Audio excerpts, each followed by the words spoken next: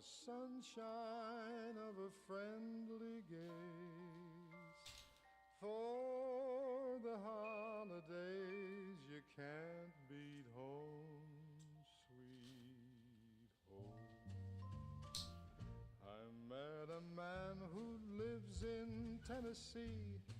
He was heading for Pennsylvania and some homemade pumpkin pie. From Pennsylvania, folks are traveling down to Dixie's sunny shore. From Atlantic to Pacific, gee, the traffic is terrific. Oh, there's no place like home for the holidays.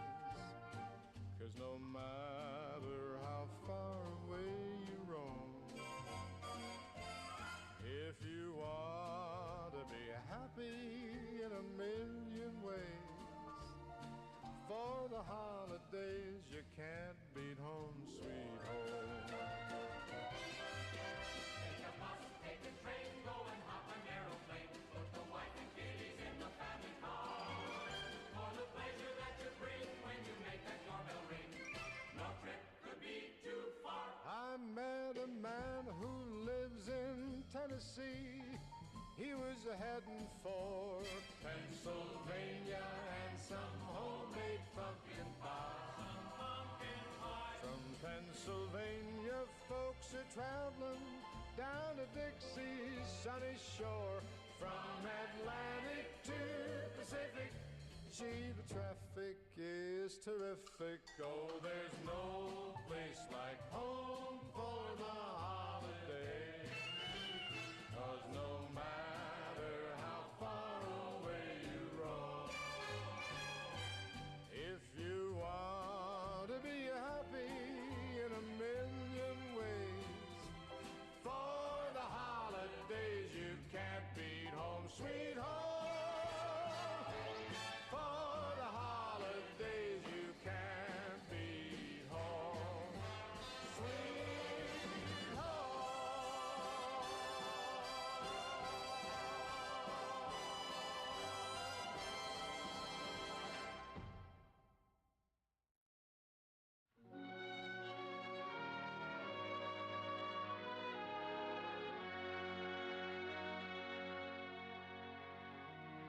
Silent night, holy night, all is calm, all is bright, round yon virgin mother and child.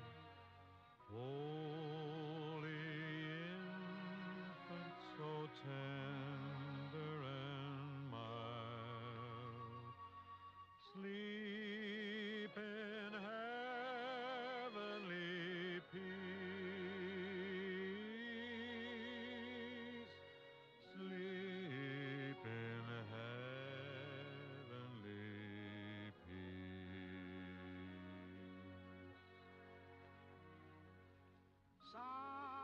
Silent night, holy night, shepherds quake at the sight, glory stream from heaven afar. Heavenly hosts sing hallelujah. Christ the Savior is born. Christ the Savior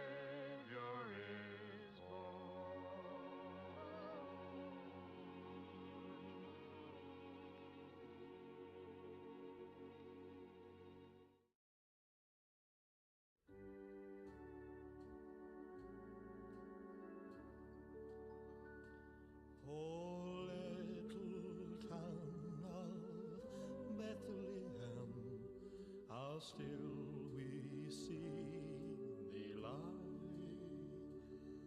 above thy deep and dreamless sleep. The silent stars go by, yet in thy dark streets shine the everlasting light.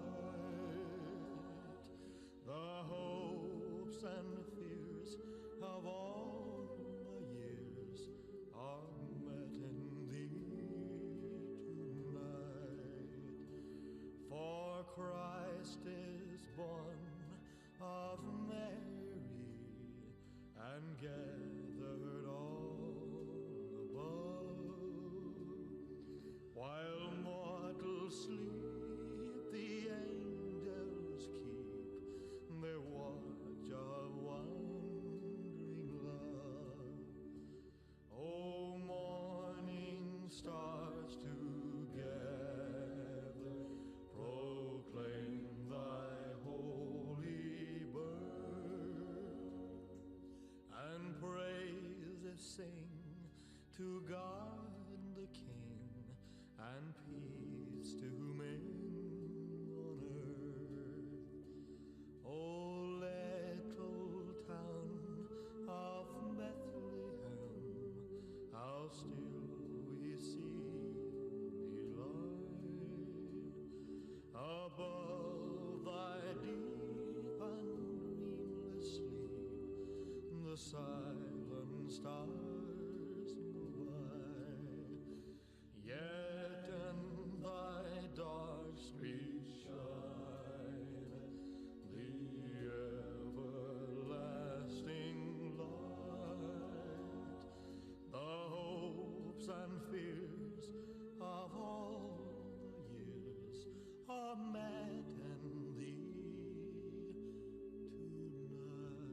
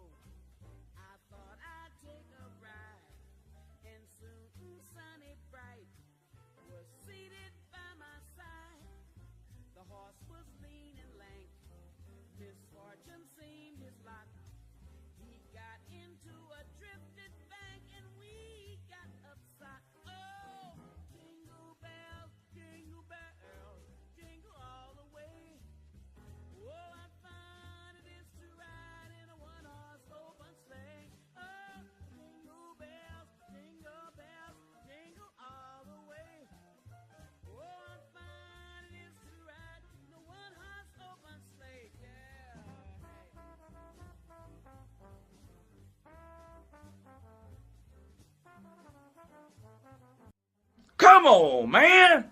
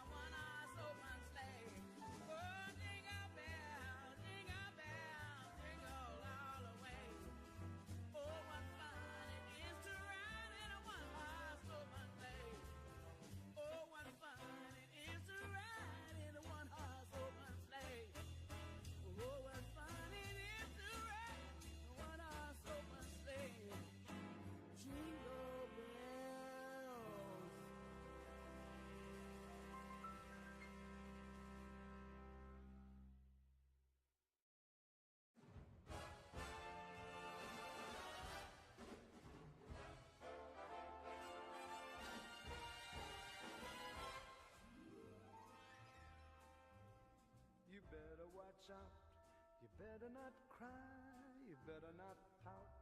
I'm telling you why. Santa Claus is coming to town. He's making a list and checking it twice. He's gonna find out who's naughty and nice. Santa Claus is coming to town. He sees you when you're sleeping. He knows when you're awake. He knows if you've been bad or good. So be good for goodness sake. You better watch out. You better not cry. You better not pout. I'm telling you why. Santa Claus is coming to town.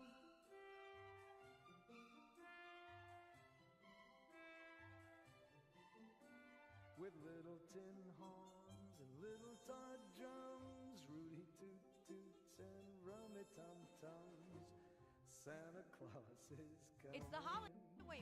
to town. and curly-head dolls that toddle and coo, elephants, boats, and kitty cars too. Santa Claus is coming to town. The kids in girl and boy land will have a jubilee.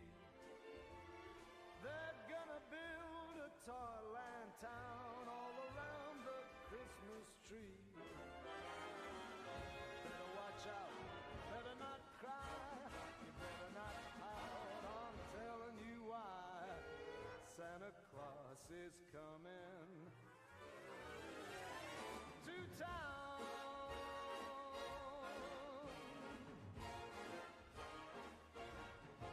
There he is, to town.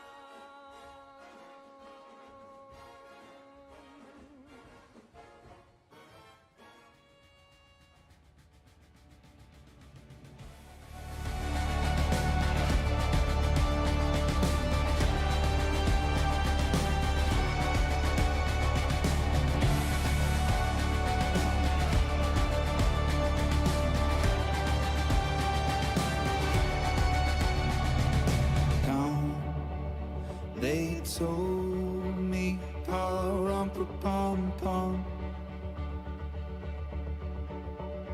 a newborn king to see, pa-rum-pa-pum-pum. Our finest gifts we bring, pa-rum-pa-pum-pum, to lay before the king, pa-rum-pa-pum-pum, rum-pa-pum-pum, rum-pa-pum-pum. So to honor him, pa-rum-pa-pum-pum, when we come.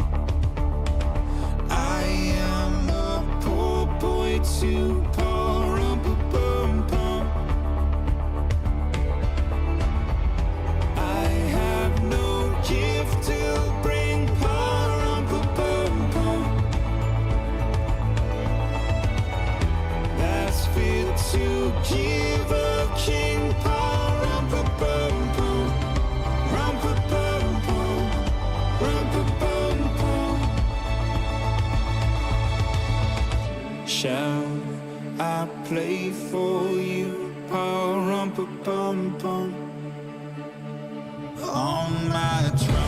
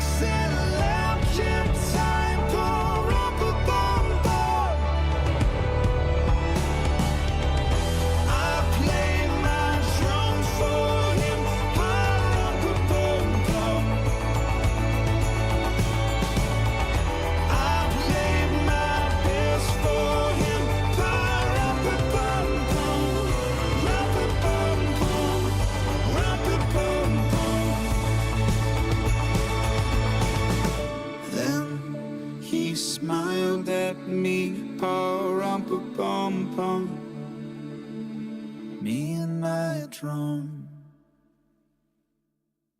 me and my drum.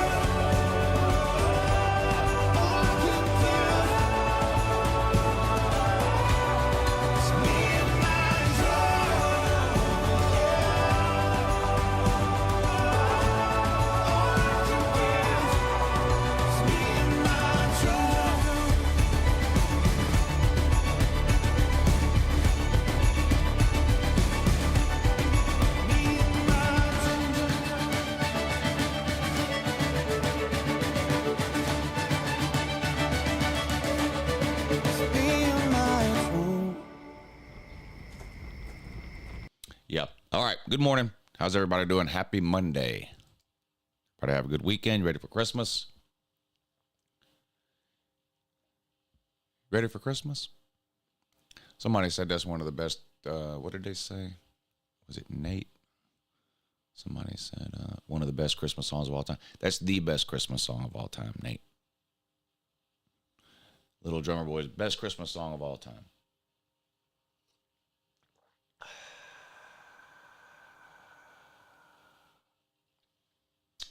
Listen to it again. Listen to the words. Best Christmas song of all time. How's everybody doing? What's up, Nate, Austin, Sir UJ, Gump Man, David, Jay, B.A., Snake Spence, Colby Covers,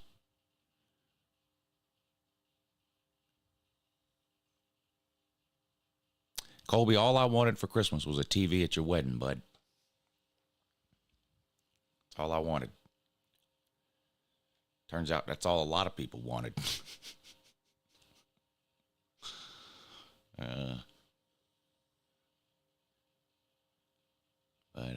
Yeah. Wasn't meant to be, reckon.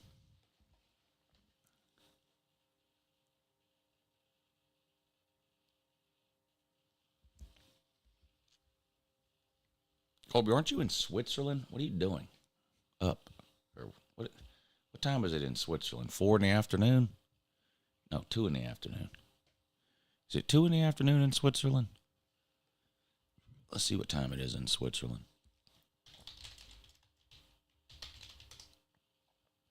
Yeah, 2:23. 2:23 p.m. in Switzerland. What'd you eat for lunch? Swiss cheese?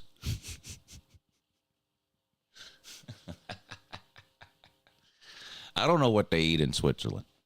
What is Swiss food? Is there any such thing as Swiss food? Colby, after that stunt you pulled at your wedding with the TV, you might just want to stay in Switzerland, but there's a lot of people looking for you.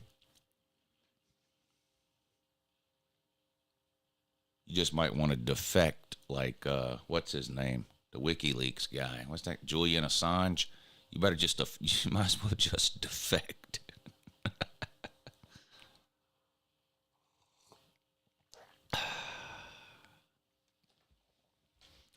Ohio beat 2 states in one night. Ohio State versus Tennessee in college football, and Ohio State versus Kentucky in basketball.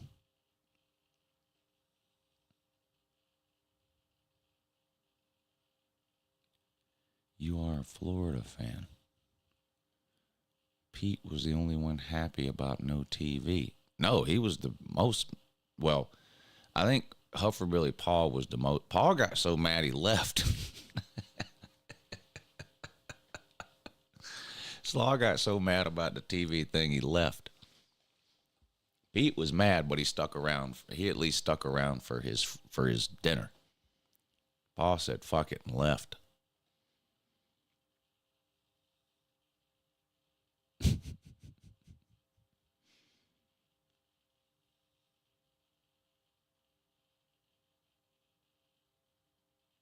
Wife said no to the TV. I wasn't there when the TV incident occurred, but I was told it was the bride's mother that cut Colby's nuts off and told him no on the TV as they were wheeling it out. They were literally wheeling the TV out. Everybody's standing around going, okay, here comes the TV. We can put the game on. And I wasn't there when this happened, but the story I was told, the bride's mother saw the TV coming and basically had a coronary about the TV.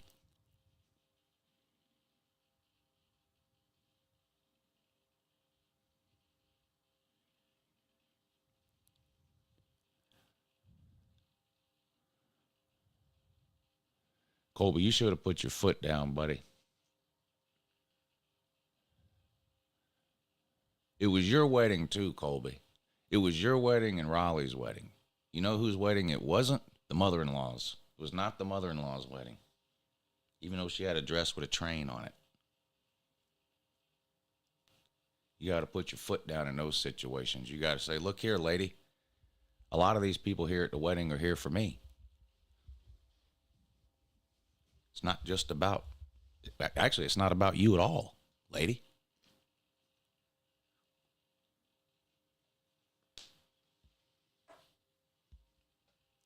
But I know how it, I mean, the last thing you want to do is get in a screaming match with your mother-in-law on your wedding day. I understand that. It was still a huge fail, though. Don't make no mistake about it. Still a huge fail. That was a detail that should have been handled months ago when you started telling all of us that there would be a bunch of TVs there. Someone maybe should have ran that by the mother-in-law, since apparently she was the one running the show. Yeah.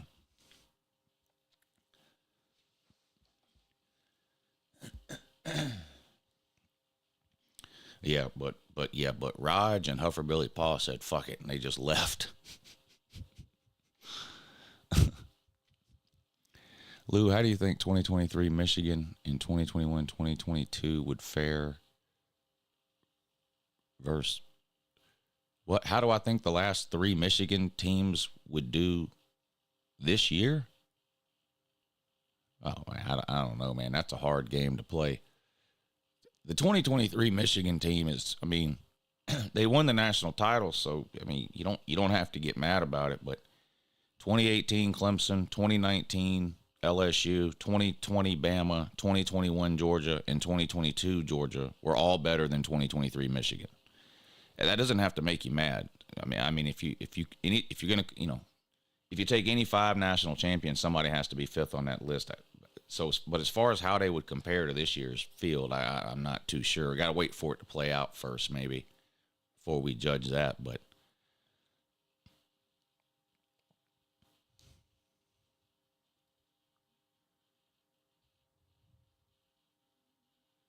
I mean, as far as 2022 Michigan goes, like you're asking about, 2022 Michigan lost to TCU, and then Georgia beat TCU by 50. So you can scratch the 2022 Michigan team off your list. The 2021 Michigan team lost in the first round of the playoffs to Georgia, and it wasn't even close. You can scratch them off your list too. 2023 Michigan was the best of those three teams. I don't know how they would do against these teams. I mean, 2023 Michigan would beat Indiana, SMU, probably Tennessee, Boise State, Arizona State. I mean, they'd beat a lot of the teams in the playoffs. Oh, 21 Georgia and 22 Georgia were better than 23 Michigan.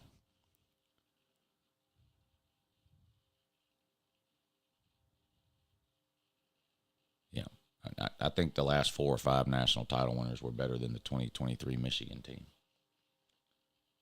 That doesn't mean the 2023 Michigan team wasn't any good. I mean, somebody's got to be fifth on that list. I would go 2019 LSU.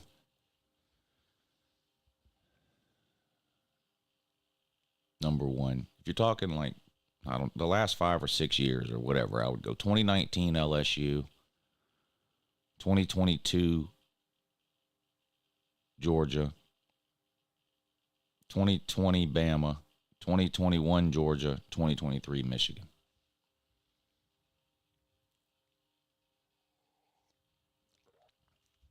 But I don't know. I actually think the 2021 Georgia team was better than the 2022 Georgia team.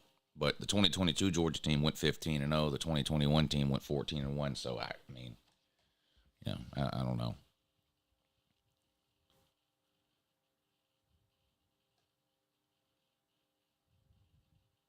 Couldn't be happier with where we are. You're in the same place you were last year and the year before. But I mean, this year wasn't a better year for Tennessee than last year or the year before.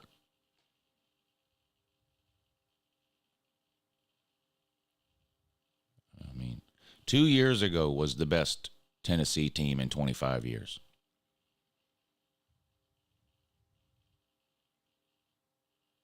I I mean, if it weren't for the 12-team playoff, Tennessee would be doing the same thing this year they did last year and the year before, playing in a New Year's Six Bowl.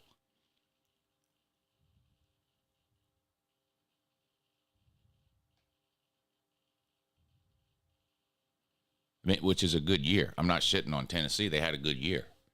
But it wasn't making the playoff expansion doesn't make it a better year, you know, because you made the playoffs as a 9 seed. You know what I'm saying? 2022, Tennessee was what, 6th in the playoff ranking deal? 6th or 7th, whatever it was. 9th this year. This season was Tennessee's best season. Better than 98. Type about it. 2022 Tennessee and 2016 Tennessee are the two best Tennessee teams since I've been doing YouTube for 10 years. So from 2014 to now, 2016 and 2022 were Tennessee's two best teams.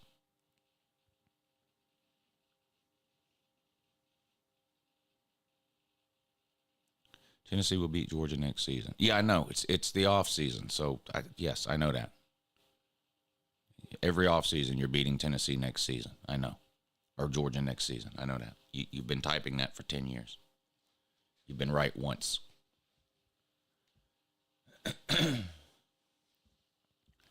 Is Tennessee worse than SMU? I don't think so, no.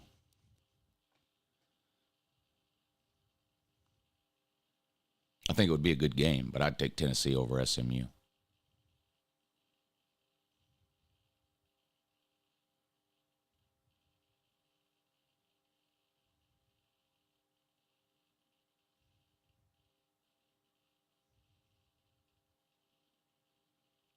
Tennessee can't go 17-0.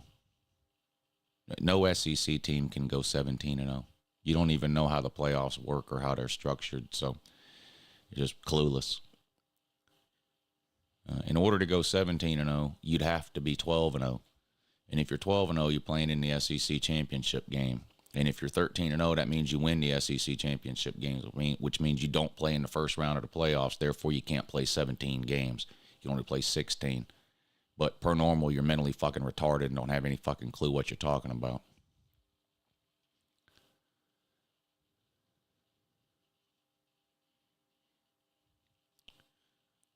It would be possible for one team to go 17-0. It actually is possible for somebody to go 17-0.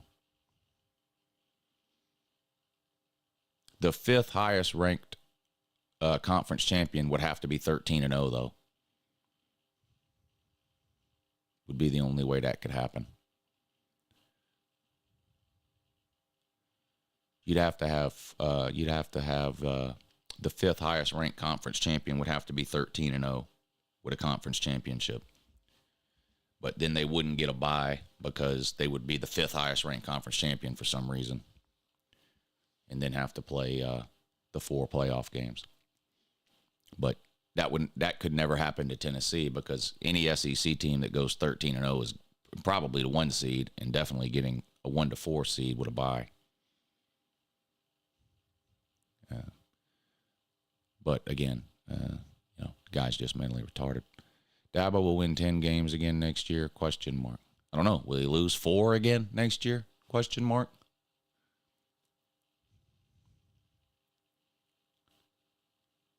Back to what? Tennessee will be back next season. Back to what? Back to not playing for the SEC title again? Back to not winning a playoff game again?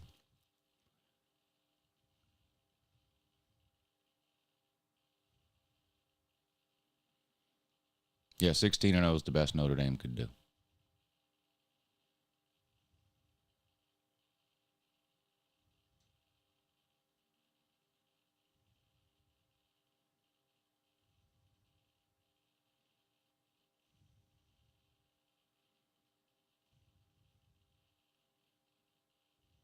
Disappointing performance against Ohio State, but a good year. Yeah, Tennessee had a good year.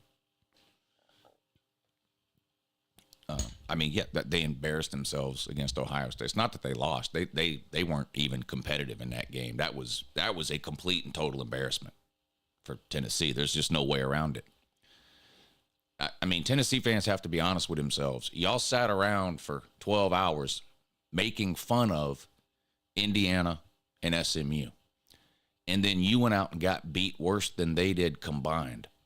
So it was not a good look for Tennessee at all. You know what that performance, you know what in all seriousness, you know what the real downside is of a performance like that? You have now lost any benefit of the doubt for next year. If you're a bubble team next year, it's impossible for the people on that committee to not remember that game.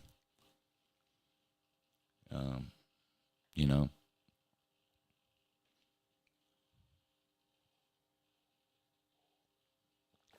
I don't know. Garrett's asking a good question. The current playoff deal that's in place is a 2-year deal. And he's asking, is there any way it can be changed for next season, even though it's a 2-year deal? I'm assuming that there are small things they could change. I don't think I don't think they can change the number of teams or the number of games or anything like that, because the TV deal has already been worked out for the 2 years based on a certain number of playoff games. But I do think they could change the seeding process without changing the overall format of the playoffs. That seems like an easier fix and more of a kind of common sense thing to do. You know, instead of guaranteeing the 4 highest conference winners a 1-4 seed, just guarantee the 5 highest ranked conference champions a spot somewhere in the 12-team playoff, and then just seed them where they're ranked. So Boise State would be seeded 9th right now instead of 3rd. Arizona State would be seeded 11 or 12, whatever it was, instead of 4th. I don't know that for sure, but that seems like something that they could just go, okay, we're gonna change the way we do the seeding next year. They can't alter the number of teams or the overall format for next year because that deal has already been agreed upon and worked out and signed by all the conferences and Notre Dame and the TV networks and all that. So I don't think they could change all that, but I do think they could change how the teams are seeded. And hopefully they do.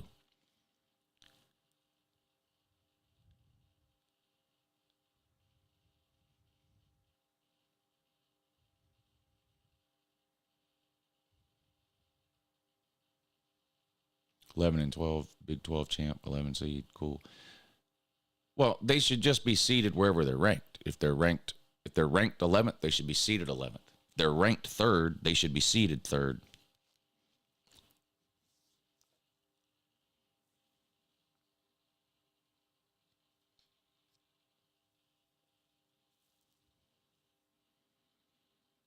I mean, moving Boise State to a 3 seed is absurd. It's just ridiculous.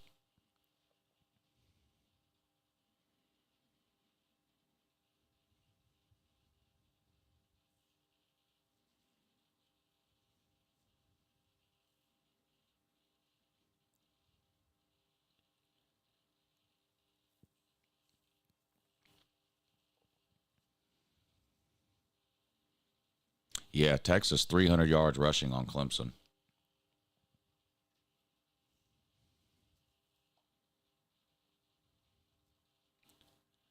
How did South Carolina drop a spot when you didn't even play?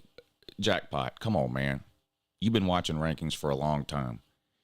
If you don't play, but a team right behind you does play, and they get a big win, they're likely to move ahead of you, which would mean you would fall backwards a spot even though you didn't play.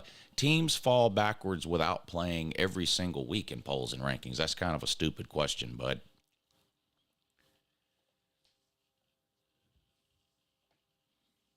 South Carolina didn't deserve to be in the playoffs, buddy.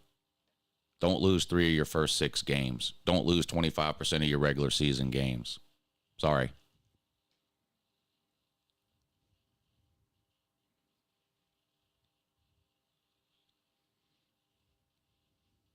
There shouldn't be anybody feeling sorry for South Carolina, Ole Miss, or Bama. I said it at the time. The only team that's got any legitimate gripe about, man, I think we should have been in is Miami. That's it. No other team has any legitimate gripe. And I don't think Miami should have been in. I wouldn't have voted them in. But I can understand an argument for Miami. But no one else. No one else. You can't.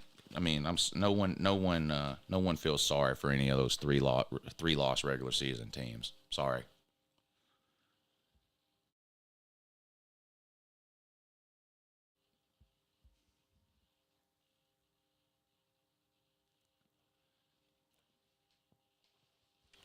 You lost 3 games, Jackpot. I mean, I don't know what else to tell you, man. Don't lose 25% of your games.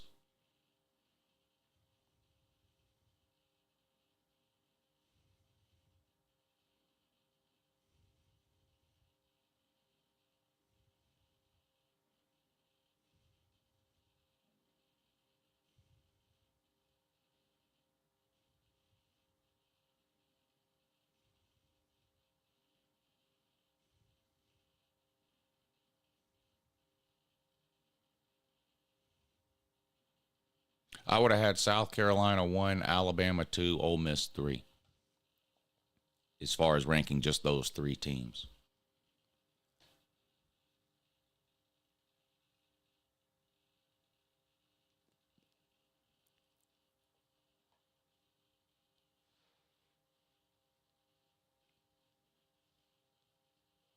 Ohio State only won because it was cold. According to a lot of Ohio State fans, that's true. Now, I obviously don't believe that, but a lot of Ohio State fans do.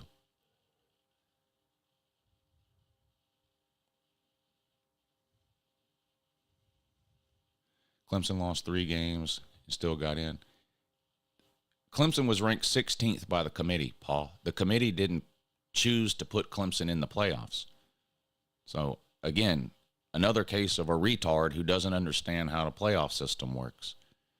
The committee ranked you 16. The committee didn't think you were a top 12 team. The committee didn't think you should have been in the playoffs. That's why they ranked you 16.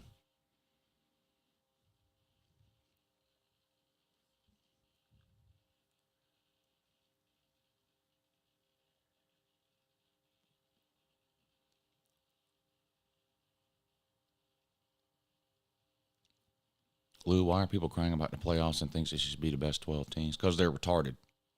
There's no such thing as the best 12 teams. Who has my email?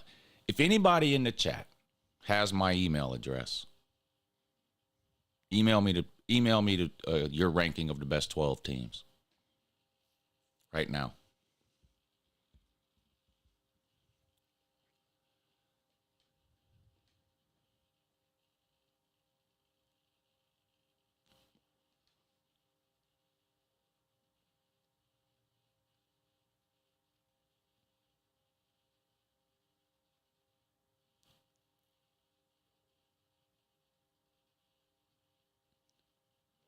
You're always going to have blowouts. You've always had blowouts, and you always will have blowouts.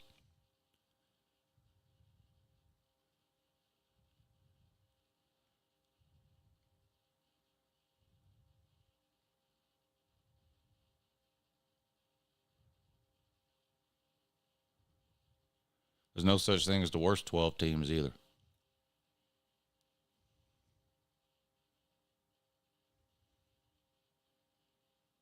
A power ranking only shows you who's supposed to win. It doesn't show you who will win. That's why you play the game.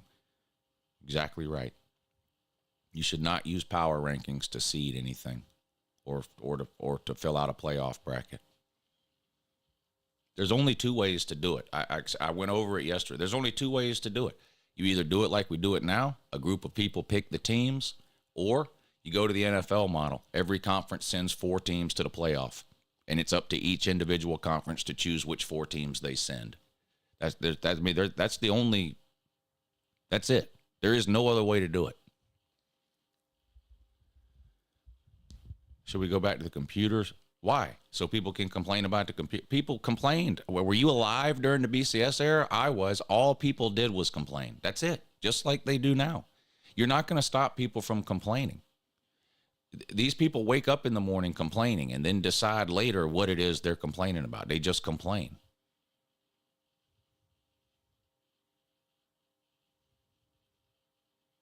It's just like the halftime Super Bowl show. It doesn't matter who does the halftime Super Bowl show. It doesn't matter what songs they sing. It doesn't matter what they wear. It doesn't matter who the special guests are. It doesn't matter what the lighting or the special effects are. People have already typed on Facebook that the halftime show sucked. Award shows are the same way.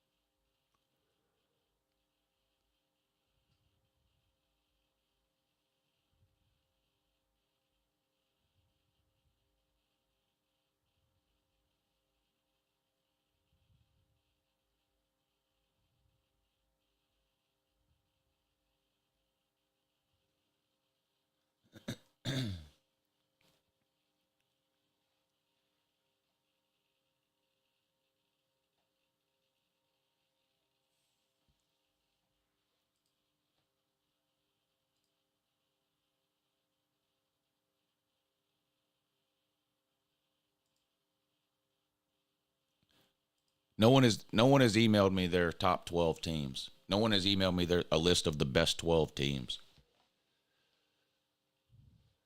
So I don't know what's going on. All you people that keep saying it should be the best 12, not a single one of you has emailed me your list of the best 12 teams.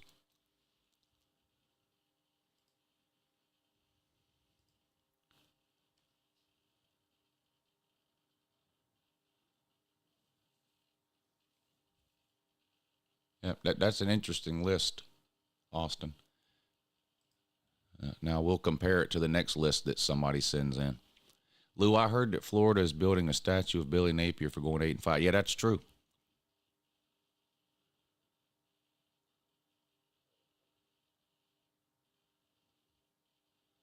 Yeah, I talked about Klubnik a couple of times over the last week or so, but we gave Klubnik a lot of shit last season.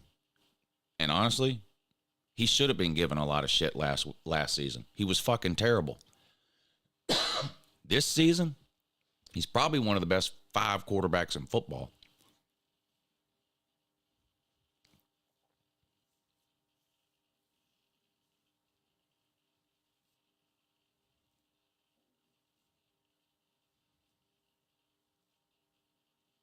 Edward the trash talker.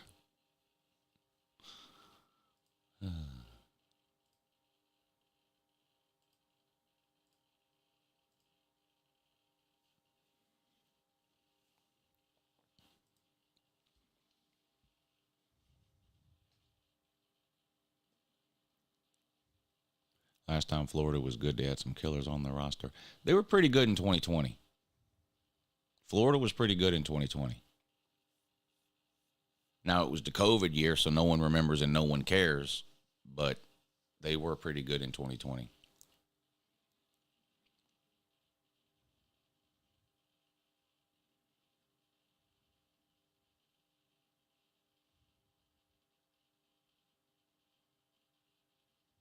I'm sure I will at some point.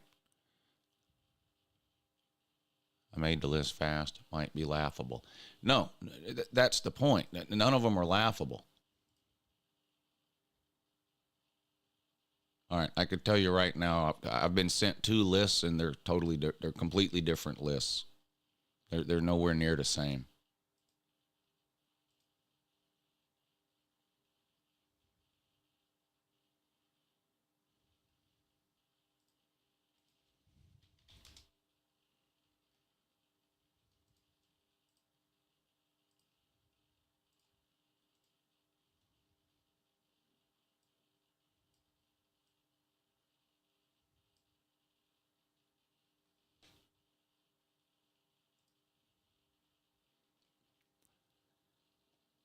One person has Georgia at 3. One person has Georgia at 6.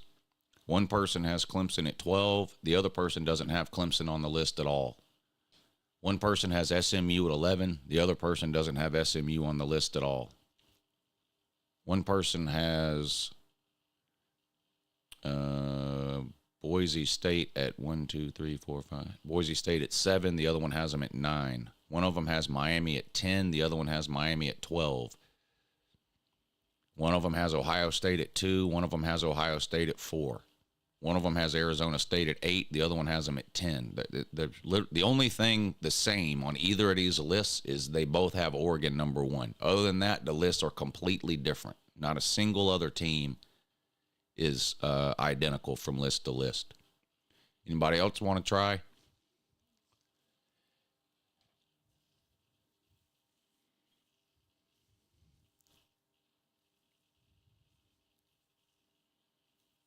Yeah, that is the point, Austin.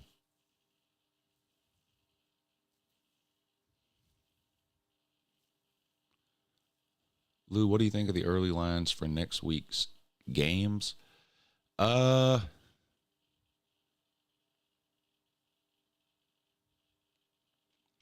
mean, I think the two hardest games to pick have the lowest spread. You know, Ohio State and Oregon, 2.5 points. Georgia, Notre Dame, 1.5 points. I mean, that makes there's a lot of people that are going to pick Ohio State to win the game, so I'm not surprised they're a 2.5 point favorite. There's a lot of people that are going to pick Georgia to win the game, so I'm not surprised they're a 1.5 point favorite. But there's also a lot of people that are going to pick Oregon and Notre Dame, so it makes sense to me that those lines are really small. Penn State 10.5 over Boise State, Texas 13.5 over Arizona State. I'll be curious to see if the Texas number goes over 14 or under 13, and if the Penn State number goes under 10. But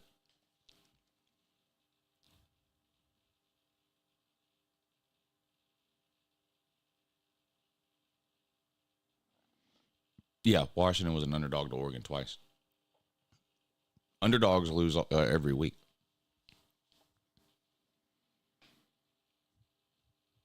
Well, in the regular season.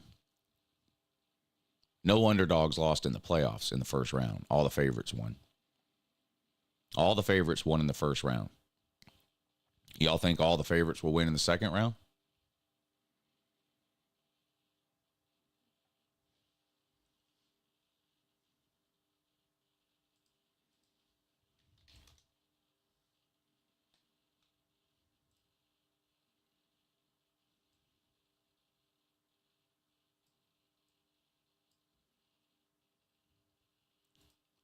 All right, we got another list in.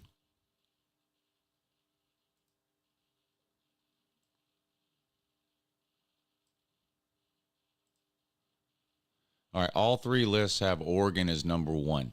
All three lists have a different team at 2, a different team at 3. 2 of the lists have Texas at 4. One of them has Ohio State at 4. All three lists have a different team at 5. 2 of the lists have Penn State at 6. One of them has Georgia at 6. They all have a different number 7. 2 of them have Arizona State at 8. The other one has Tennessee at 8. They all have different 12th place teams. They all have different 10th place teams. They all have different 9th place teams. So 3 lists, none of them anywhere close to being identical. How many lists do you think I need to have sent in before I find 2 that are the same? Notre Dame is back as far as the We're Back top 4 list that I do on the Your Season Is Over video. Yes, they're off of that list now.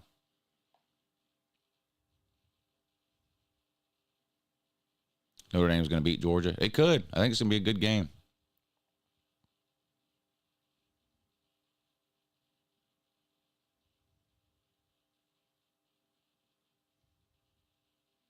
I think the winner of the Georgia-Notre Dame game is playing for the national championship. I'll tell you that. I think Georgia and Notre Dame both would beat Penn State. So I think whoever wins the Georgia-Notre Dame game is going to end up playing for the Natty. And honestly, I think whoever wins Oregon, Ohio State is too.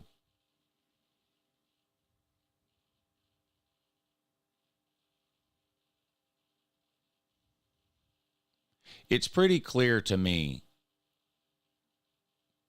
that the best 4 teams are Oregon, Ohio State, Georgia, and Notre Dame. I think that should be I think that's pretty obvious to right now.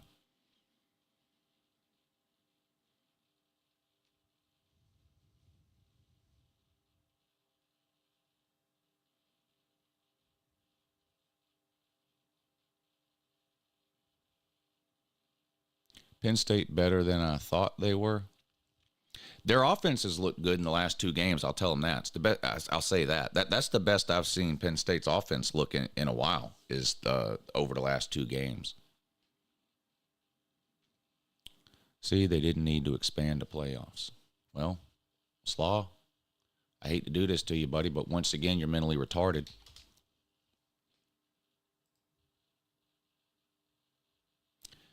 Paul, your playoffs have Texas as a top 4 team. The list you sent me, Paul. The list you sent me.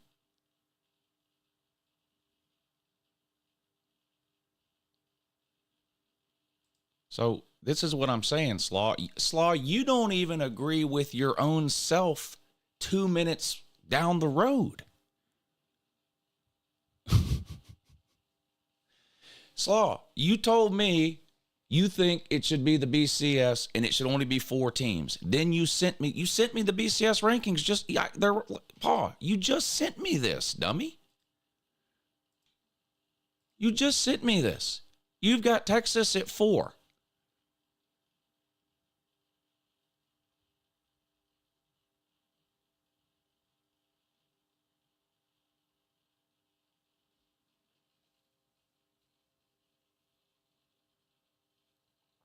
You've got Ohio State at 6. Now you're telling me that the 4-team playoff should have been Ohio State, Notre Dame, Georgia, and Oregon. You don't even agree with your own self.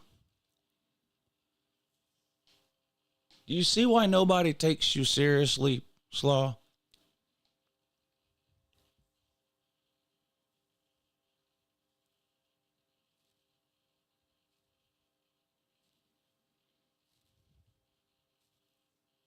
Those are 4 best teams. What are the 4 best teams?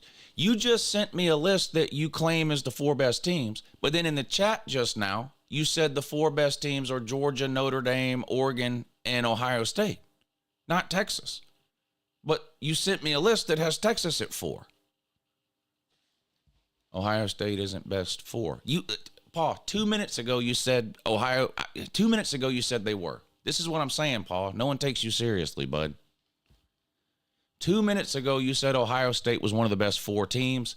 Now you're saying Ohio State's not one of the best 4 teams. Texas is one of the best 4 teams. So you're just embarrassing yourself per normal.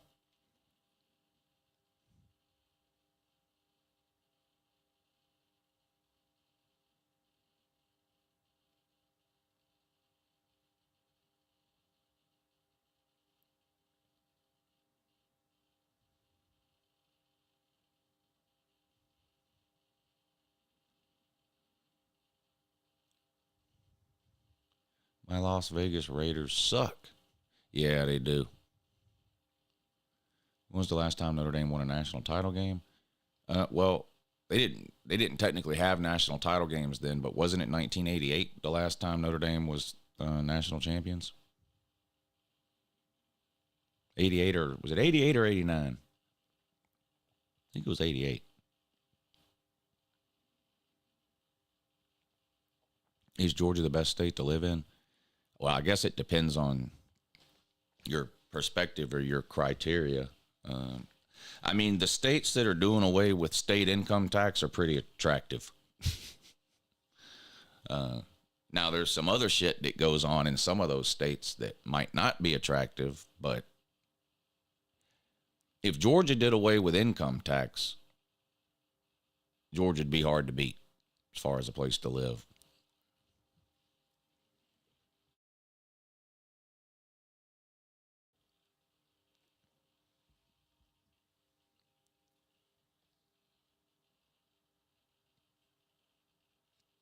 Whoever the BCS computer thinks is the best 4, just put those in. Now, Paul, you're flip-flopping again. First you said that, BCS top 4. Then you said Ohio State should be in the top 4, which is not in the BCS top 4. And now you're back to saying use the BCS top 4. I'm putting you in timeout until you can figure out what you're saying. Stop contradicting yourself every 30 seconds.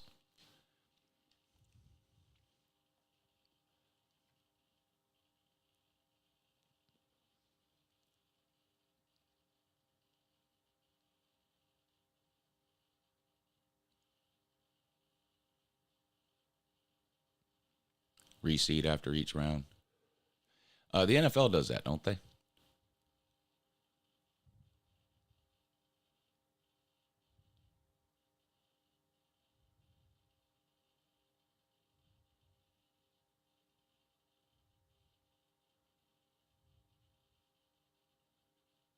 Well, Vandy, you make a good point, but my issue is, see, a sales tax is optional, and a sales tax is 100% progressive, whereas an income tax is not. So I would rather pay a higher sales tax and no income tax.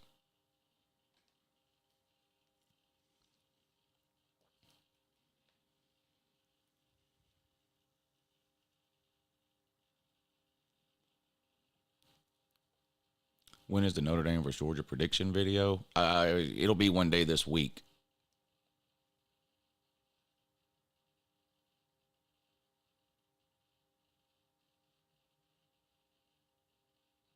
Honda is discontinuing the Ridgeline? Oh, no. Slaw's going to jump out of a window.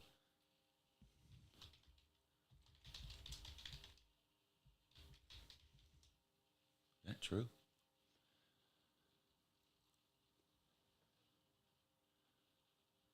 No, that's not true.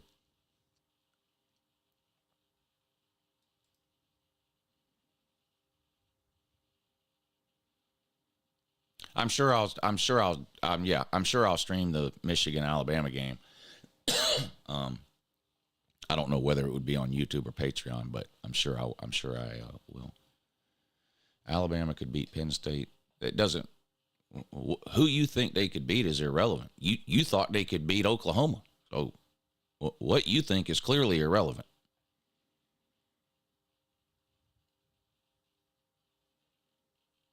It doesn't matter who you think a team could beat. I mean, playoffs aren't. We don't base the playoffs off of who you think some team could beat.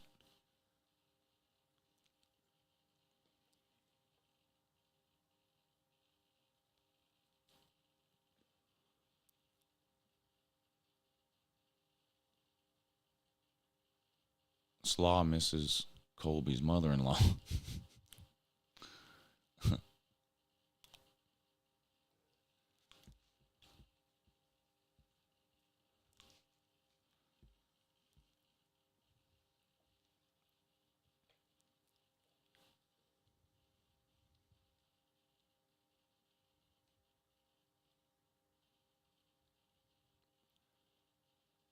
Florida State versus Mississippi State. Be a good game.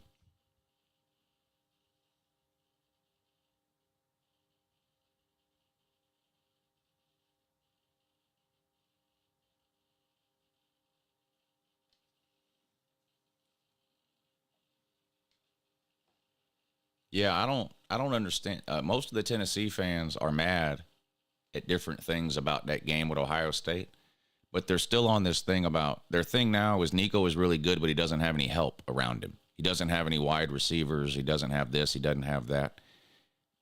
Nico completed 40% of his passes. He looked lost for the entirety of the game. I don't understand how anybody watched that game and went, man, yeah, Nico's the real deal. He was terrible in that game.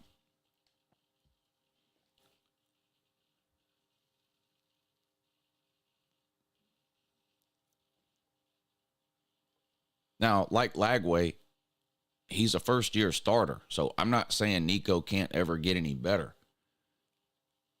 But the only hype that should be around Nico now would be potential, because nothing he's done warrants the hype that he's getting. The same with Lagway. 12 touchdowns and 9 interceptions isn't a reason to think Lagway's winning the Heisman next year.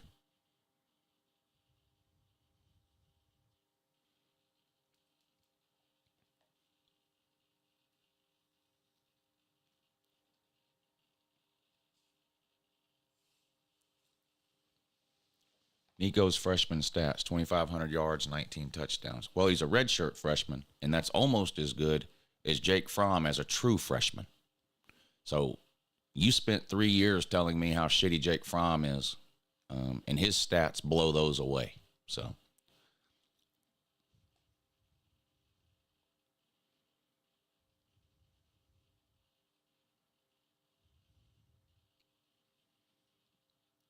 yeah, Clem Tyner makes a good point.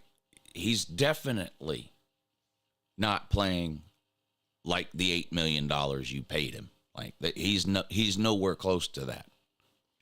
This is his second year at Tennessee. Y'all can keep calling him a freshman all you want, and I understand the whole redshirt freshman thing, but he's been in. This is his second year in that system, and he looked lost the majority of the time. He didn't play great this year. He definitely didn't play like an $8 million superhero generational talent QB like y'all have hyped him up to be for the last 2 or 3 years. He just didn't.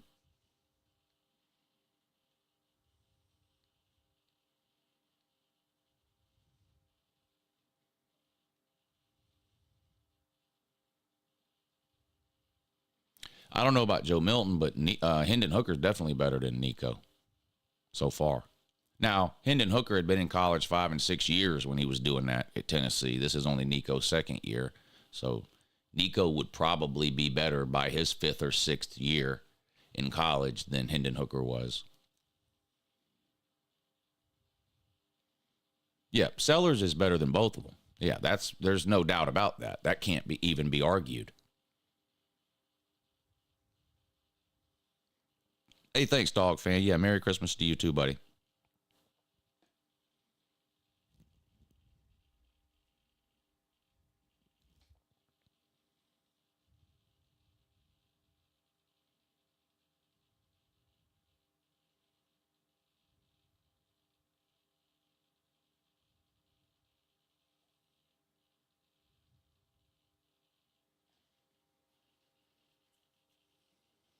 I'd take Milroe right now over Nico. At least Milroe can run.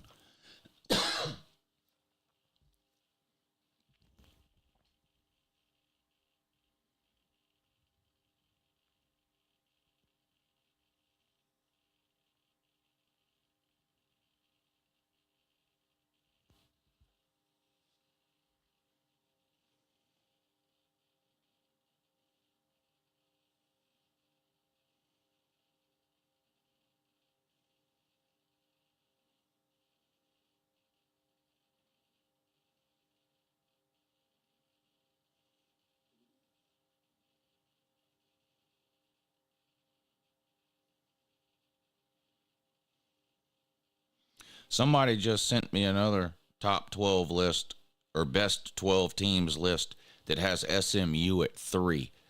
So I don't even have to read and they have Boise State at 5. So I don't even have to read the rest of the list off to let you know that it obviously doesn't align with anyone else's quote unquote best 12.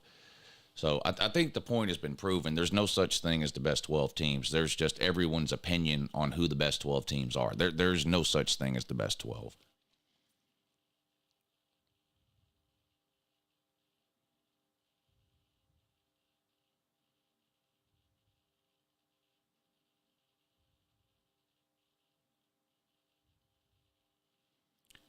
I think it was $2 million a year, Vandy.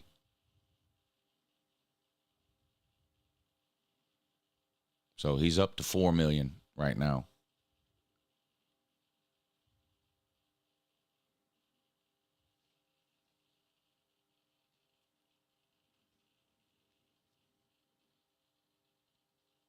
I agree with North and Knox. I think best case scenario for Tennessee, looking back on it in that game against Ohio State, even if they had Dylan Sampson and were healthy and all that, best case scenario is that Tennessee holds the ball a little bit longer because they're able to sort of grind out some first downs on the ground. And so maybe Ohio State ends up with like 2 less possessions. Like, I don't know how many possessions Ohio State had. Let's say 10. Maybe if Dylan Sampson played 10, Ohio State only gets 8 possessions in that game instead of 10 or something like that. So maybe they score 1 less touchdown or something like that. But I don't think it would have made. I don't think it would have made enough of a difference. Now Ohio State fans do. Ohio State fans don't even think their win counts. Since y'all had an injured player.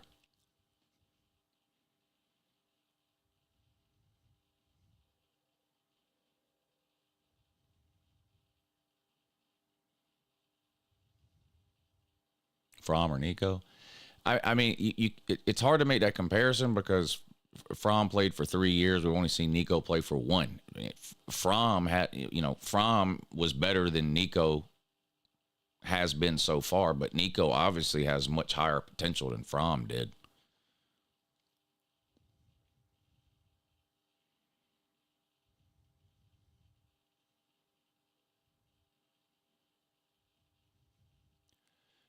No, I can't give you the best 12 teams. I don't know who the best 12 teams are. That's the point. Neither does anyone else. I can give you a ranking of 12 teams. I can tell you who I would have put in the playoffs and how I would have seeded them. I can't tell you that those are the best 12 teams. The entire idea of there even being a best 12 teams is just completely flawed. It's really irrelevant. If the 9th best team in the NFC doesn't make the playoffs, but they're better than the 6th best team in the AFC, that's irrelevant. That doesn't matter. It's irrelevant whether someone thinks the 9th best team in the NFC is better than the 6th best team in the AFC. That's irrelevant. But for some reason, that's what we do with college football. It doesn't make any sense.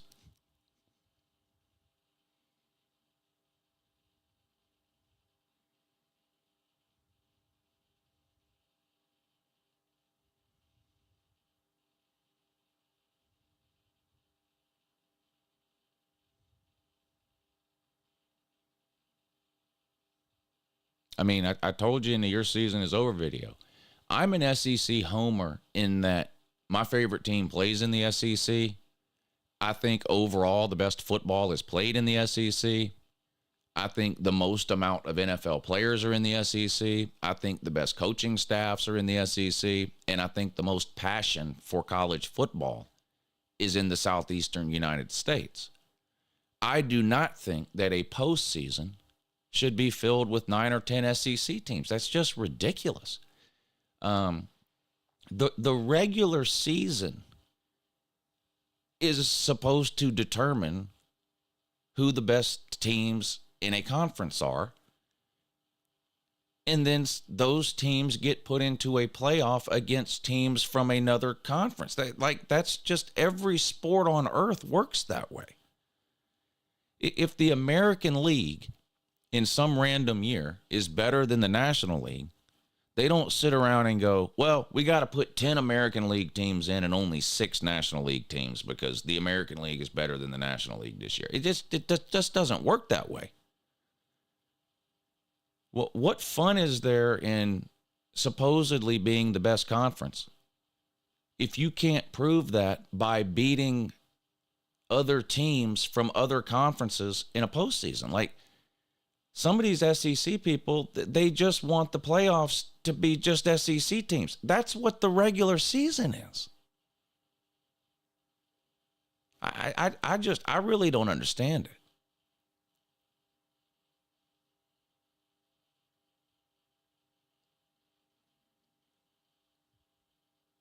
I mean, there's people who won't watch my channel because I'm too much of an SEC homer. And then there's people who won't watch my channel because I'm not enough of an SEC homer. I don't understand. I mean, I don't know what people want. Well, what people want is the Josh Pate deal, where you just come on and coddle people and everybody's good. Everybody has a chance. Whatever you're mad about, you're right. And whatever it is you think should be changed, it should be changed. And I don't know, man. I can't operate that way. I can't pretend to agree with everybody all the time. I don't know, but that's what people want. People just want their preconceived notions to be reinforced by everybody else they listen to. I don't know. That's just not, I just don't live my life that way.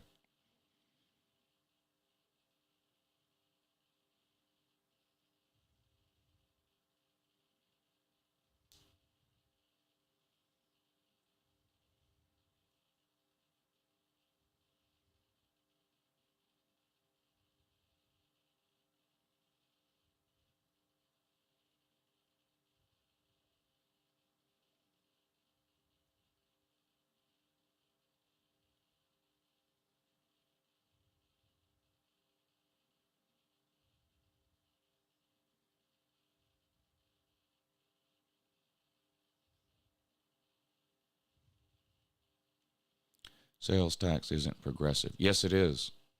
Sales tax is 100% progressive.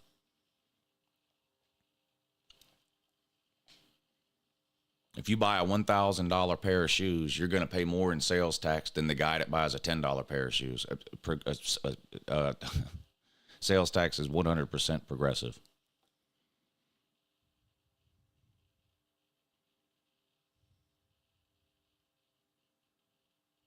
Toxic positivity. That's a good term. My favorite Christmas movie is Christmas Vacation.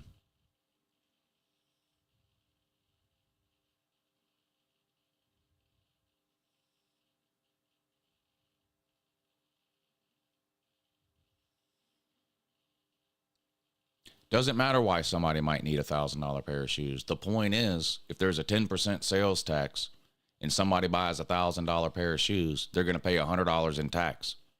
If somebody buys a $10 pair of shoes, they're going to pay $1 in tax. So sales tax is optional and progressive.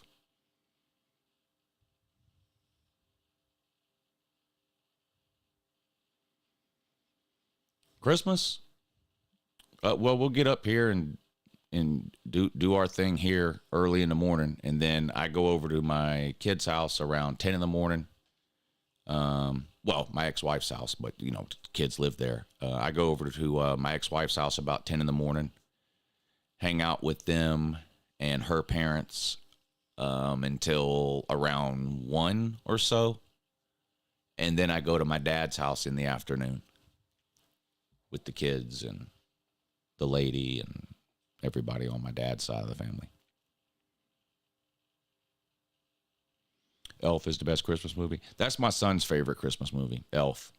We had a white elephant gift exchange last night at my brother's house, and my son had an Elf sweatshirt on from the movie. That's his favorite Christmas movie, Elf.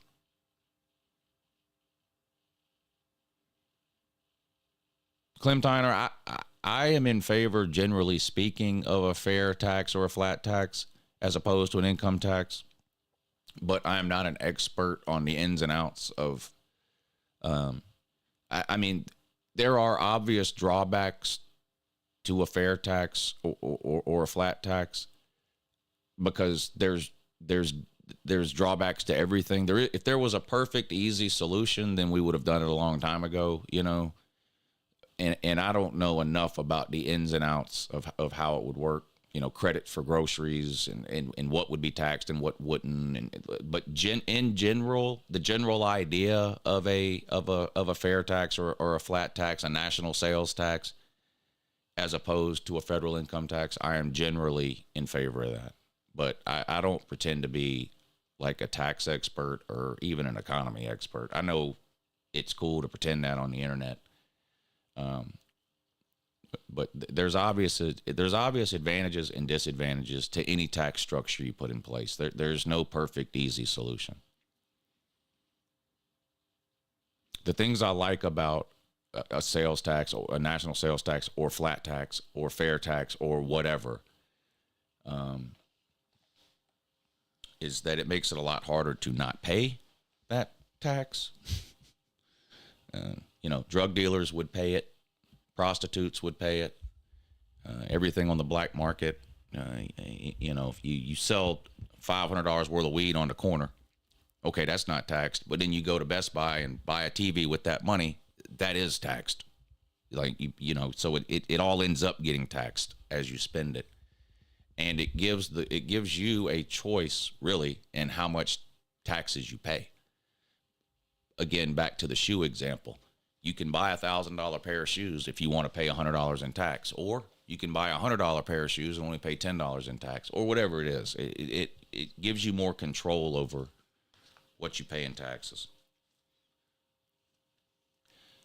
My biggest issue with the tax system now is the complication involved in it. It's the same problem I have in general with the legal system.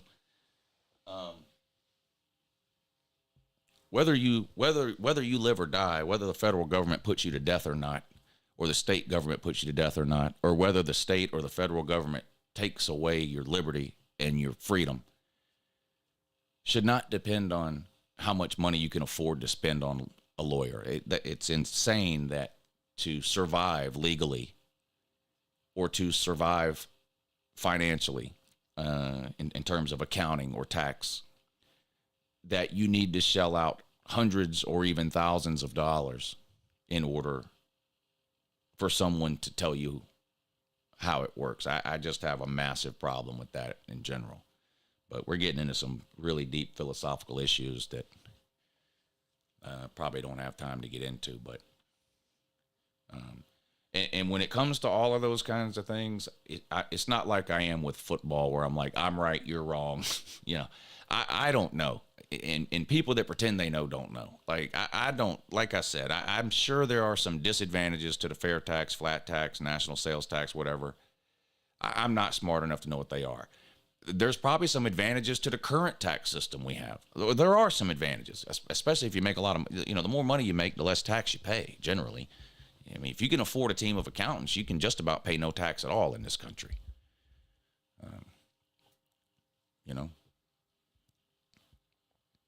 I mean, if you made $1 million this year, right now, you could go out and spend $1 million on the right things and pay no tax on that $1 million you made.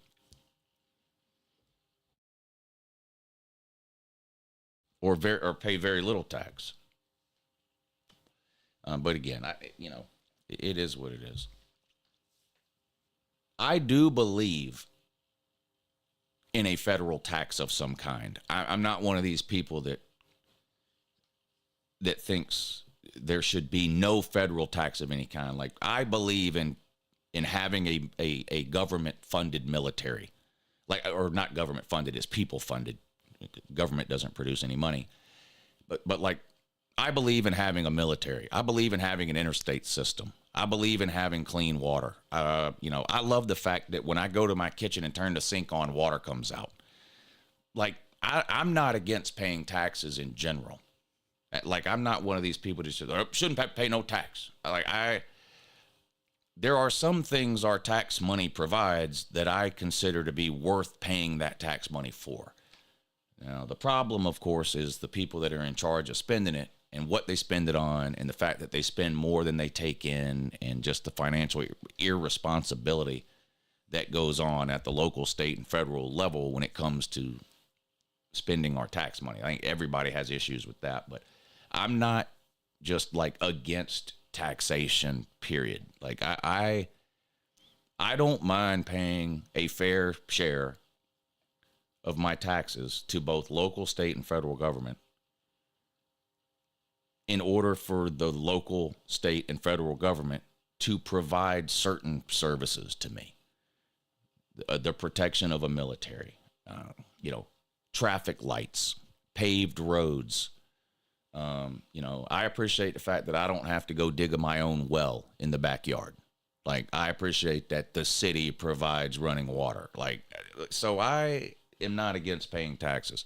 I just think the tax system and the tax structure that we have in place right now is way too complicated. And it was made to benefit those who make the most amount of money. And I just, that's my issue.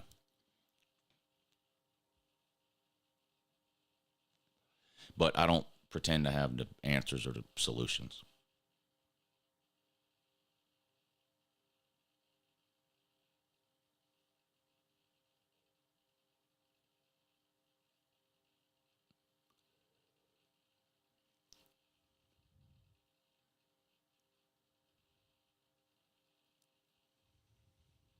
Yeah, Ram Dog, yeah.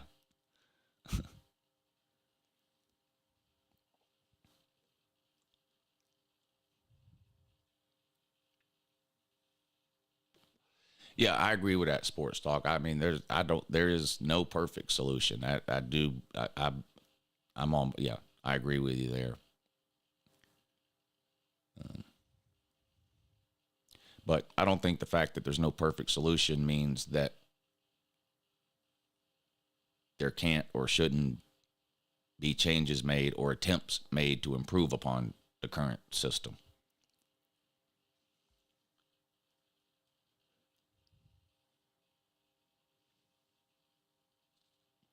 Same thing with the college football playoff. There is no perfect system. You got 140 teams. There's just no way to do a playoff like some of these other sports that we want because of the number of teams that are in Division I football. There's always going to be the subjective aspect of, well, how do we know this team in this conference is better or worse than that team in that conference? They didn't play each other. They don't have any common opponents, whatever. There's no real way to know. But that doesn't mean that we can't try to change it, and we have changed it.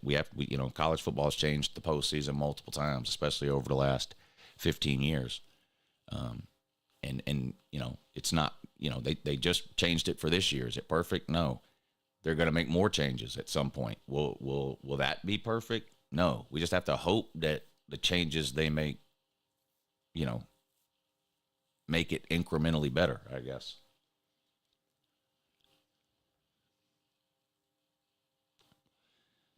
I'm not for or against 16 teams necessarily, one way or the other. But if they, with every expansion now, I want more home games. That would be my only demand. If I were sitting in on those meetings and they needed my vote to pass something. Right now we're at 12 teams, one round of home playoff games. If we go to 16, I want 2 rounds of home playoff games.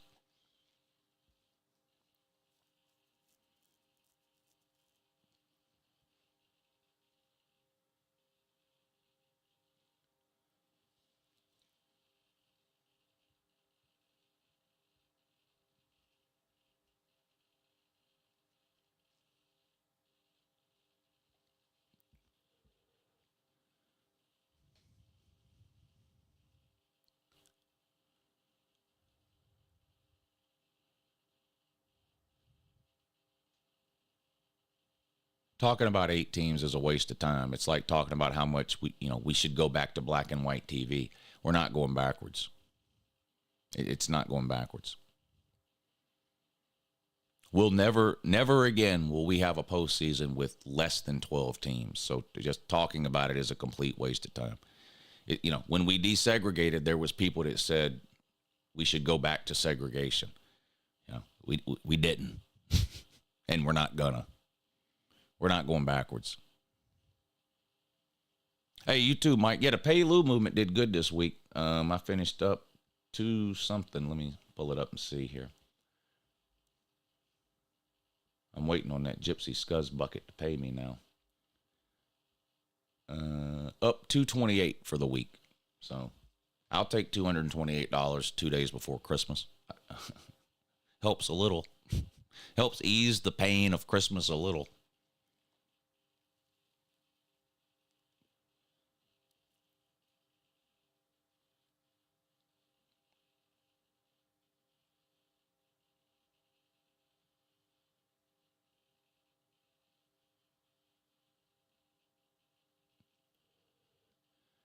I missed most of the show, but were there any Voltard fans in the chat? Yeah, there was a few. 14-team playoff by 2026.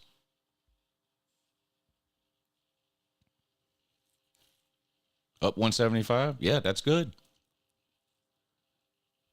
I say it every week. Up $1 is better than down $1.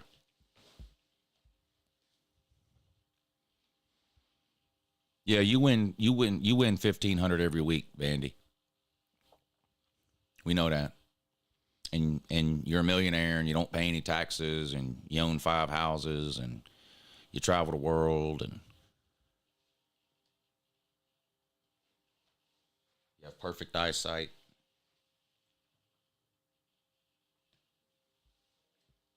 You're the prototypical internet typer.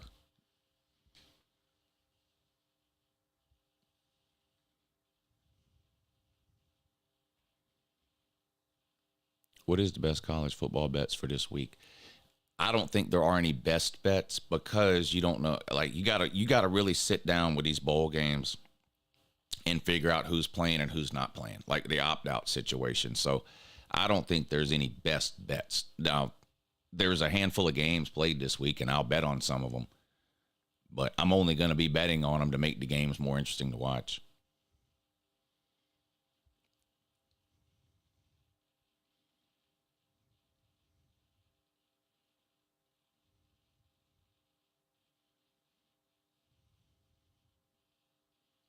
The problem with the bowls is with the opt-outs and all that. Yeah. Well, yes. And it's been made worse. The transfer portal has made it worse. I mean, we had opt-outs before the transfer portal. You know, opt-outs started around 2015, 2016. That's when they really started. And they got progressively worse and worse and worse. And then because you have a transfer portal window before the bowl games, that has made it. I'm always going to think players should play in the bowl game. But the transfer portal does put the player in a tough situation. That is true. The transfer portal does put players in a tough situation because they have to make a choice. You know, the longer they wait to enter the portal, in theory, the less likely it is they find a team that will take them. Especially for the mid-level players. Now, I'm not talking about like the mercenaries, like, you know, the top level QBs who know they're going to have pretty much a choice of places to go. I mean, sort of your mid-level, you know, your second or third string guy on whatever team who knows he's buried on the depth chart and is not going to get any playing time at his current school. So he wants to transfer to a school where he'll have a better chance to play maybe. But his team is 7-5 and they're playing in a bowl game on December 28th. Well, the transfer portal opens on December 10th. So what is that player supposed to do? You know, it's so, you know, so again, it's a problem with no easy solution.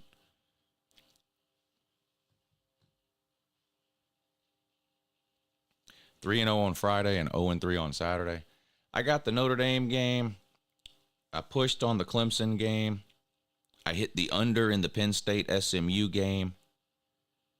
And I lost my original bet on the Tennessee-Ohio State game, but then I made a couple of live bets during the Tennessee-Ohio State game and made some of my money back.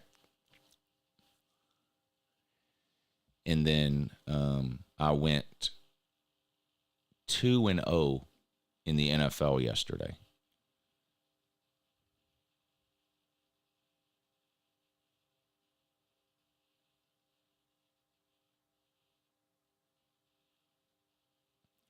What do you think the college football players on salary will look like? Well, that's going to be what solves all of these problems. Because, I mean, I think you all know that's where this is headed. The football players, at some point, whether it's tomorrow or 5 years from tomorrow, at some point, these football players are going to be employees of the university. that is what will eventually solve all these problems. That is when you can put restrictions on him. See, this is the whole, all these court cases that the NCAA keeps losing. They're losing all of these court cases because the players are not employees. So the school can't make them stay there. The school can't really make them do anything because they're not employees. You know?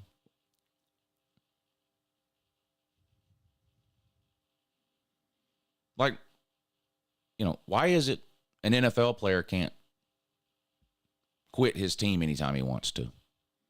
Well, because he's under contract. Under contract with who? The team. How's he under contract with the team? He's an employee. You know, and so until that happens, there's no body or no institution that legally can put restrictions on what these players can do.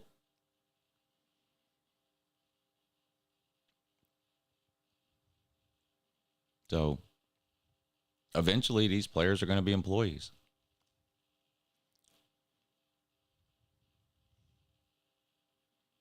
And then you can put restrictions on them. You can put them under a 3-year contract, for example. You want to sign here? A 3-year contract. Can't leave.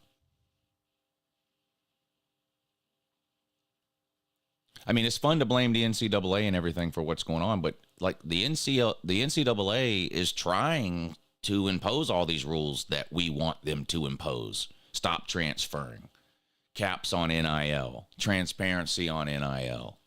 You know, the NCAA didn't just say, okay, we're just not going to do this anymore.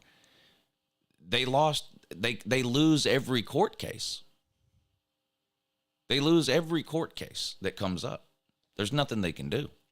Now, where the NCAA screwed up is 25 years ago, not seeing this coming and making small incremental changes to give the players a little bit more freedom, control, rights over their NIL, things like that. They could have started doing some of this 20 or 25 years ago, but they wanted to keep the monopoly they had on what was a $1 billion business. They didn't want to share it with anybody. But now the courts have torn all that down. You know, it's not. You know, the NCAA didn't give players unlimited immediate transfer opportunities because they wanted to. They did it because they had to. The court told them, you cannot restrict these players' right to transfer.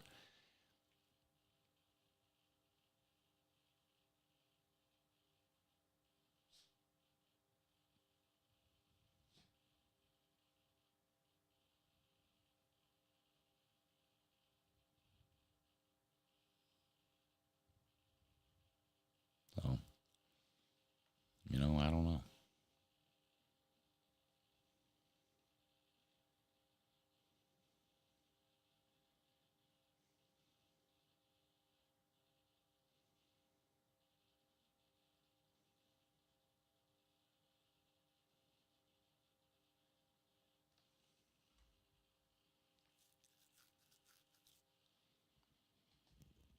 The NCAA will never win another court case. Not one that has to do with player rights and freedoms. Not until they're made employees. See, again, this is something that I'm not a complete expert on, but I know just enough about it to talk about it in what will probably be a confusing way. But what the NFL does with its players and contracts and salary caps and all of that is technically illegal. It's all illegal.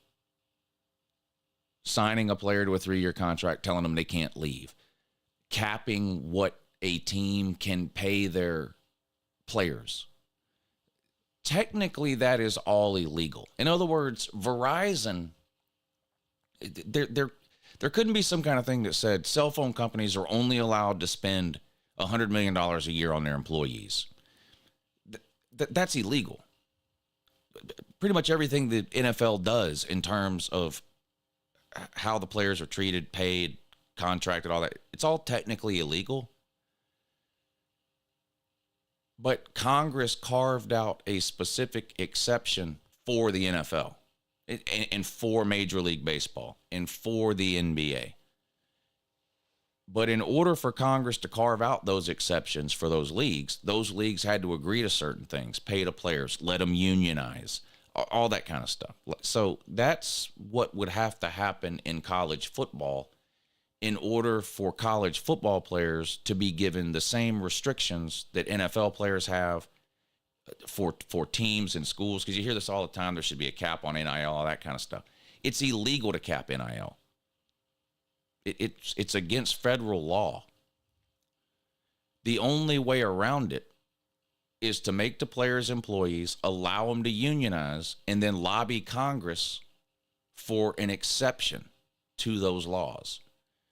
That's what the NFL did. It was granted. That's what Major League Baseball did. It was granted. That's what the NBA did. It was granted. Like, that's the only way. And again, I'm not talking about this in the smartest way possible because I'm not an expert on it.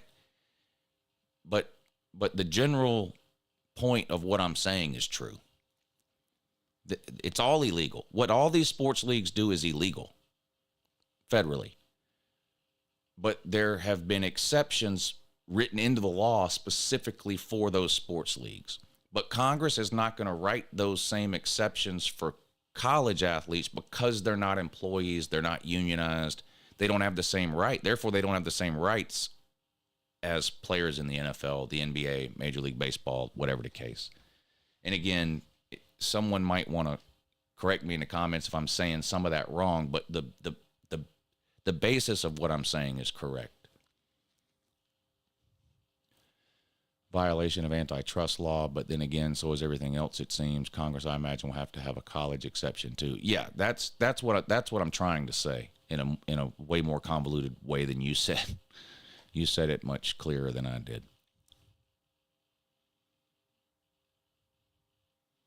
You don't think there should be exceptions. So you think an NFL player should just be able to quit his team and go to another team anytime he wants to? Is that what you're saying? You think you don't believe in salary caps in professional sports leagues either then? Oh, wow. I think you're in the minority there.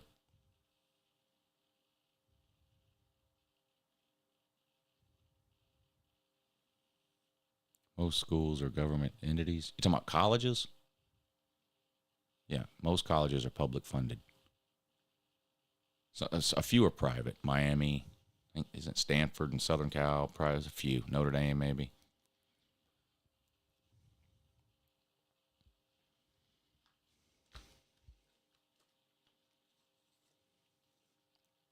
So you just want the Yankees to win every World Series and the Cowboys to win every Super Bowl.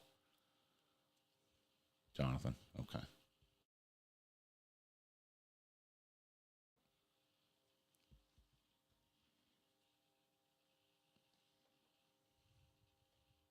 Last night's NFL game, yeah, I had two bets on that. I had over 24 points in the first half. That hit, and I had the Cowboys plus 4.5, I think, and whatever it was, it hit. I was 2-0 in the game last night. The only other bet I had yesterday was the Seahawks plus 3, and that was a push. I had the Seahawks plus 3. They lost by 3. So didn't win, didn't lose, just a push. And then in the last night's game, I had over 24 points in the first half. That was a winner. And I had Cowboys plus, I think, 4.5 or 5 or whatever it was. Whatever it was a winner.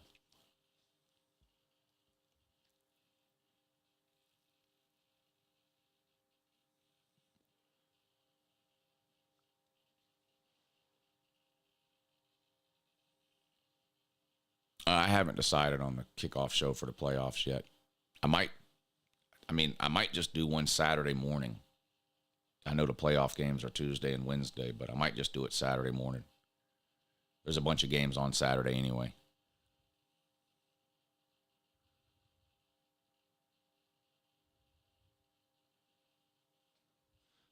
let me pull it up and make sure. I don't think I'm not telling you wrong. Yeah, I had the Cowboys +4. That was a winner. Cowboys Bucks over 23.5 in the first half. That was a winner. And Seahawks +3. That was a push. The line was 2.5, but you see where it says buy a half. I bought the line up from 2.5 to 3, and it's a good thing I did too, or else I would have lost because the Seahawks lost by 3, so that was a push. Tennessee, Ohio State over 23.5 points in the second half. That was a winner. Tennessee money line, loser. Tennessee +7.5, loser. Ohio State, Tennessee, first half, Ohio State -23.5. I think I lost that one too. Clemson +14 was a push. Again, I bought it. The line was 13.5. Buy half me. I bought it up to 14. Good thing I did because they lost by 14. So this was a push. So instead of losing this bet, it was just a push. Penn State, SMU under 52.5. That was a winner. I did a parlay with all 3 underdogs. That, of course, lost. Penn State, SMU, first half, SMU +10.5. I think that was I think I lost that bet. These are all women's basketball games that I bet on for no reason. I won some, I lost some. Notre Dame -7 was a winner. And then I had Notre Dame, Indiana, under 24.5 in the first half. Notre Dame -3.5 in the first half. That was a winner. Notre Dame, Indiana, under 10.5 in the first quarter. I think that was a winner, too. Florida -9.5 was a winner. Florida versus Tulane, first half. Florida -3.5. That was a winner. Ohio -6. I don't remember that one. This Ohio and Jacksonville State game, I don't remember that one. We're getting back into like Monday and Tuesday now. I don't remember. There's a bunch of basketball games, I bet. This is all just last week, by the way. This is how sick I am. Memphis -3.5. Cal. I don't remember. These were back Monday, Tuesday, pointless basketball games. I won some. I lost some. I don't know. Overall, for the week, I ended up $228.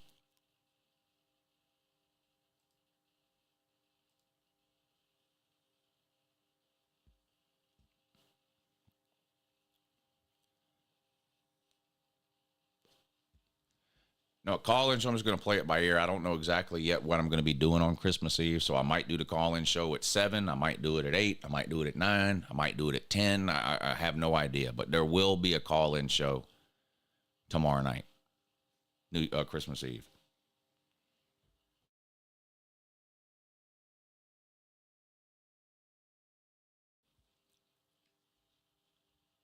But, I mean, the only thing I can tell you is turn notifications on because I don't have any idea. Whenever I'm able to do it, I'm going to come in here and set it up and have it start in 10 minutes or whatever and go.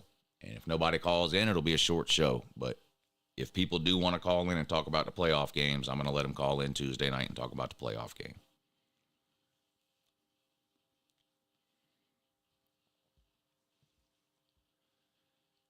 I don't think college students should be employees for the school. Well, then you support all the current NIL and transfer portal freedoms that they have. All right, Pete.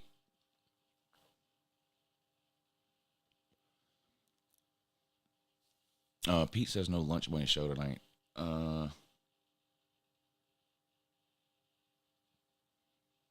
I might still do it. Again, turn the notifications on. I don't know. I might still do the lunch money show tonight.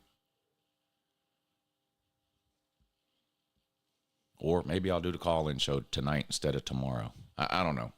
You better have notifications turned on. I don't really know what I'm going to do around Christmas and that.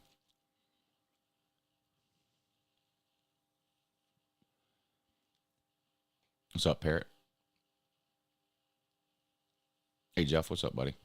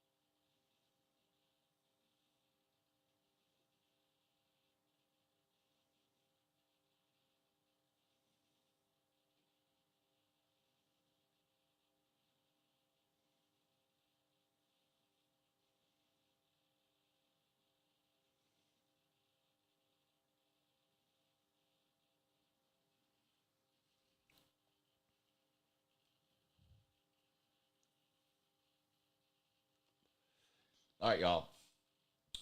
I am going to get out of here. It's almost 10 o'clock. Appreciate y'all hanging out this morning. I'll be back on tomorrow morning. Tomorrow's Christmas Eve. Dang. Yeah, I'll be back on tomorrow morning, though. All right. Y'all enjoy your Monday, and turn the notifications on over on the main channel. I'm not sure what I'm going to do now about the Lunch Money show tonight and the call-in show tomorrow. I'm going to figure something out, but just make sure if you have your notifications on, your phone will notify you if I decide to do something. So enjoy the rest of your Monday. If I don't talk to you, have a great Christmas, and we'll